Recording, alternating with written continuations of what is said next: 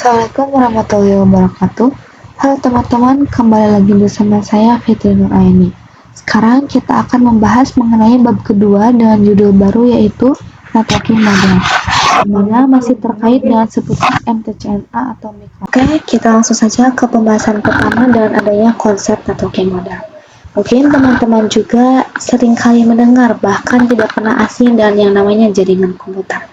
Jadi konsep networking model itu terkait dengan jaringan komputer yang mengacu pada perangkat komputasi yang saling terhubung serta dapat bertukar data dan berbagi sumber daya satu sama lain.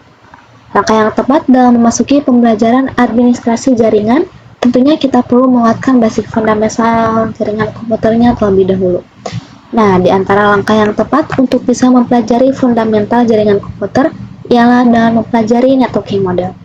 Sebenarnya networking model itu apa sih? Jadi, networking model adalah suatu aturan yang mendefinisikan bagaimana kumpulan perangkat komputasi bisa saling terhubung dan komunikasi. Karena untuk terjalinnya proses bertukar data tersebut, diperlukan aturan yang mendefinisikan bagaimana kumpulan tersebut agar bisa saling komunikasi dan terhubung. Untuk saat ini, networking model yang tersedia dan terkenal ada dua, yaitu TCP/IP dan OSI model. Sebelum networking model lahir itu, setiap vendor memiliki networking modelnya tersendiri. Bahkan dalam salah satu contohnya itu pada tahun 1974, IBM membuat networking model milik sendiri yaitu Network Architecture SNA. Dan vendor-vendor lain pun membuat networking modelnya sendiri-sendiri. Nah, masalahnya jika di suatu jaringan komputer itu kan terdiri dari beberapa vendor, maka akan kesulitan untuk menghubungkan antar vendor karena mereka semua memiliki networking modelnya sendiri-sendiri.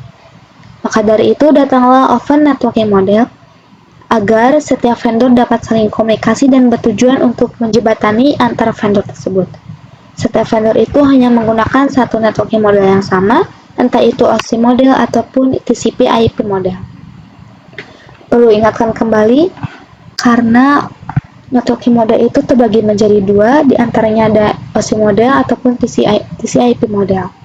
Nah, untuk OSI dibuat oleh lembaga ISO atau singkatannya adalah International Organization for Standardization, sedangkan TCP/IP model dibuat oleh DoD atau Department of Defense.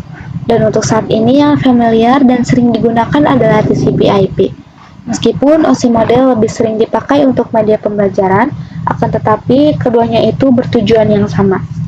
Nah, setelah open networking model eksis dan tersedia, maka setiap vendor bisa saling komunikasi karena menggunakan jenis networking model yang sama. Pembahasan atau tahapan pertama sudah selesai. Langsung saja kita ke pembahasan kedua adalah TCP/IP. Di sini saya juga akan menjelaskan atau memberitahukan sedikit-sedikit perannya tersendiri dalam setiap TCP/IP. Akan tetapi, kita harus tahu dulu apa itu TCP/IP. Jadi, TCP/IP itu mendefinisikan suatu protokol agar antar komputer utama yang berbeda network itu bisa saling komunikasi. Nah, untuk membantu dalam memahaminya, setiap networking model itu dipecah menjadi bagian-bagian kecil yang disebut sebagai layer. TCP/IP itu secara dokumentasi terdiri dari 4 layer yang disebut dengan ATIN atau Application Layer, Transport Layer, Internet Layer, dan Network Layer. Namun penerapan dalam real network lebih mudah untuk dipecah menjadi 5 layer ATNDP. Begitupun pada exam CCNA di Cisco itu menganggap bahwa TCP itu terdiri dari 5 layer.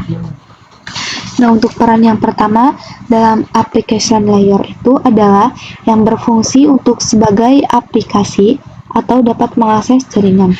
Kemudian yang kedua ada transport layer yang menyajikan atau memberikan service ke aplikasi layer. Kemudian yang ketiga ada network layer sebagaimana yang berfungsi untuk menyediakan layanan yang menentukan jalur terbaik untuk mencapai tujuan tersebut atau bisa kita sebut sebagai mirip kantor pos. Kemudian yang terakhir yang dibahas akan dua adalah data link layer dan physical layer. Sebagaimana adalah itu sekaligus yang berfungsi untuk mendefinisikan antar kerjasama dengan transport layer, di mana dalam mendeteksi recovery yang error. Nah, itulah peran-peran yang terdapat dan tercantum dalam TCP/IP model. Pembahasan kedua sudah selesai, kita langsung saja ke pembahasan ketiga, yaitu tentang encapsulation dan decapsulation. Nah, apa sih encapsulation itu? Jadi, encapsulation itu membungkus data dan beberapa header. Bisa kita lihat pada ilustrasi gambar di bawah ini. Jadi, kita memiliki data yang bermula dari application layer yang kemudian akan diarahkan ke transport layer. Di bagian ini akan ditambahkan ke TCP atau UDP header. Kemudian dilanjutkan ke network layer. Bagian ini akan diberikan header berupa IP. Setelah itu dilanjutkan data link layer. Pada bagian ini akan ditambahkan header dan tailer. Kemudian ketika sampai pada bagian packet layer itu sudah berbentuk bit. Kemudian binernya akan dikirim kepada receiver, maka yang dilakukan oleh receiver ialah decapsulation. Jadi bisa dimengerti ya teman-teman, yang dilakukan oleh sender itu adalah encapsulation untuk membungkus data aslinya dan beberapa header sampai akhirnya berbentuk bit. Kemudian akan dikirimkan ke receiver. Dan ketika sampai receiver, bitnya itu akan dilakukan dan proses decapsulation agar menjadi data lagi. Baik, kita langsung ke pembahasan terakhir, yaitu OSI layers model. Pada awal pembahasan tentang networking model, saya menyebutkan bahwa terdapat dua open networking model yang familiar dan tersedia saat ini, yaitu OSI model dan TCP/IP model. Dan sebelumnya juga sudah kita singgung bahwa saat ini yang digunakan hanya model TCP/IP. Kenapa TCP/IP? Karena perkembangan protokol dan perkembangan model itu yang lebih dominan. Itulah mengapa semua vendor menggunakan TCP/IP model. Adapun OSI model sudah tidak digunakan lagi. Akan tetapi untuk pembelajaran networking saat ini juga bisa dipatokan dan sering membahas terkait OSI model karena mudah dipelajari. Nah, inilah gambaran OSI model versus TCP/IP model. Sebenarnya gak terlalu berbeda ya, karena 4 layer bawah sama. Perbedaannya itu terdapat di 3 layer atas. Penamaan setiap passage pun juga berbeda. Untuk saat ini, model yang sering digunakan hanya TCP/IP, karena untuk dari sisi perkembangan protokolnya atau modelnya itu lebih dominan dibanding OSI layer. Namun, OSI layer bisa dipelajari karena mudah dipahami. Sebelum networking model ada, setiap vendor memiliki networking modelnya masing-masing. Karena setiap vendor memiliki networking model yang berbeda-beda, maka komunikasi antar vendor sulit dilakukan. Jadi, usaha untuk membangun suatu jaringan komputer itu sangat gede. Yaitu karena banyak vendor tadi itu, bagaimana upaya agar tetap bisa berkomunikasi dengan baik antar vendor satu dengan vendor yang lainnya.